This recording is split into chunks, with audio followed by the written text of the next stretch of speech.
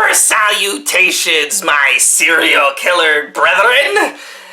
I am Rainbow the Clown, and welcome to the Circus of Horror once again as we dive more into the Pendulum. We begin in the Netherworld, where we meet a gray figure, mocking the cries of God, declaring himself the new God, as we go to the beat-down clowns, who are being tortured by Twisted, and while Shaggy runs his mouth about Kelnor, Mono has the feeling they are being watched. You know, I always feel like someone's watching me.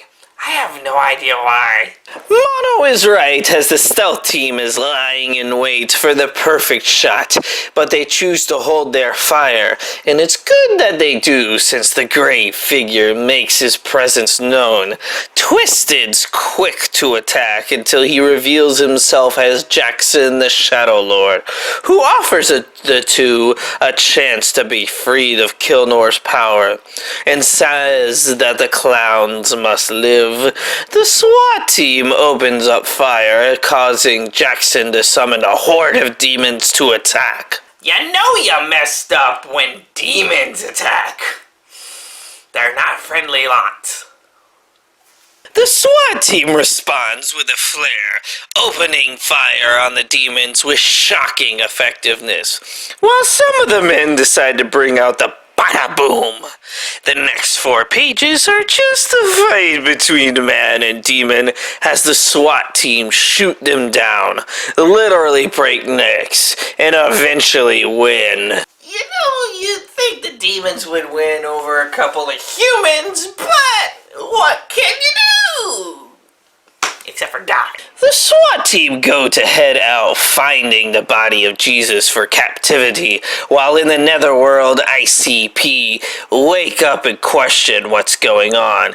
Jackson explains they need to stay away from Kelnor, after being forced to shut up, that is, because of the power Kelnor possesses.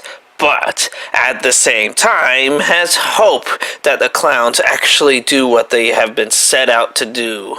ICP falling asleep because of the boringness. That's what you get for ranting all the time. I would fall asleep on you too. Jackson brings the clowns to the normal realm, and they wake up finding a note from Mr. Gray telling them where to meet up at, and issue 7 ends with ICP speeding away. Meanwhile, Kelnor is seen lining up his sights as he puts bullet after bullet into the skulls of innocent bystanders, causing a massive pileup and picking off person after person in order to bring his power up before changing into a child. Remember to always suspect the ginger. They always end up being the culprit.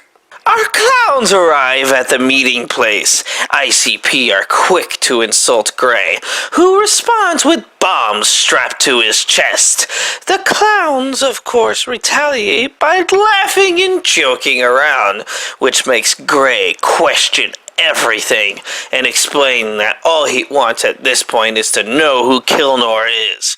The clowns then go into explaining who they are and everything about the Dark Carnival.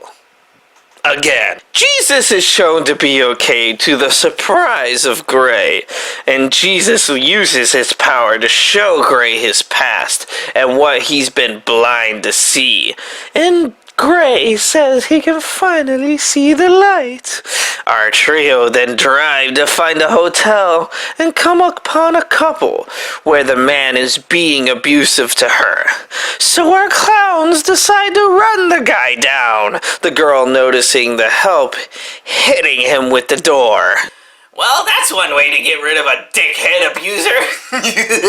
And issue 8 ends with Kelnor realizing how close the clowns are before morphing into a gangbanger, killing the real version and sleeping with, then killing the dude's girl, then gathering up some gang members.